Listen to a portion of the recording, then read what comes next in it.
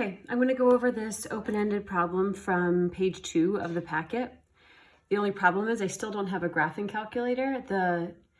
Liam, your advice was good advice, but it will not integrate stuff that can't be done by hand. So I'm still struggling to find a workaround.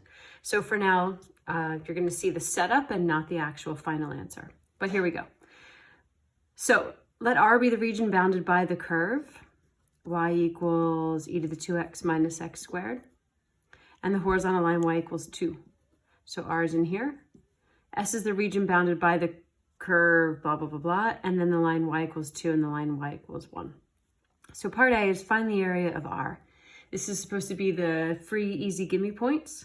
So to find the area between two curves, we are not doing any pi r squared or anything like that. We are just doing the top curve minus the bottom from left x to right x. So I would need to find these 2 points of intersection. Maybe I could get my calculator to do it by setting this graph equal to 2 and solving from there. I don't want to stop and start the video, so I'm not going to do that at this moment. I'm going to say we would have the integral from my left x to my right x of e to the 2x minus x squared minus 1. And this is again all with respect to x. After I film this, I'll go back and try to get these exact values so you can have the exact answers. Part B, find the area of S. Well, now this is a little bit trickier because the curve on the top and the curve on the bottom aren't always the same. If you notice from 0 to this intersection point, we have this little space.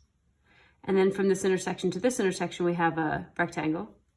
And then from this spot to this spot, we have this space which matches this. So there are a couple ways that you could handle it.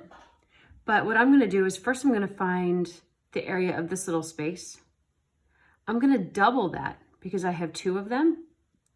And then I'm going to add on the area of this rectangle.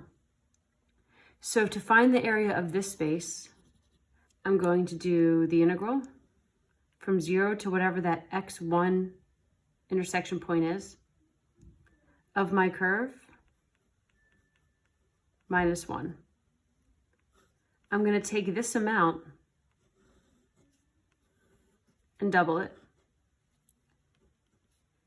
And whatever I get, I'm going to add to it whatever I get when I find the area of this rectangle. This rectangle will have a width of this and a height of this. So the height of this rectangle will be 1 and the width will be whatever this x minus this x is. So this is basically x2 minus x1 times the height, which is just 1. So again, I'll go back to my calculator and I'll fill in those with numbers. Okay, letter C. Write but do not evaluate. So now I don't have to actually get the answer.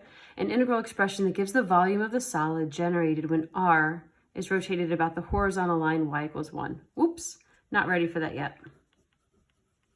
That's going to be part 3 of the whole volume thing. So actually we're not ready for that. So I'm going to stop there. So these are the answers you should know. I'll put in these numbers in a minute and I will post them on the Google Classroom.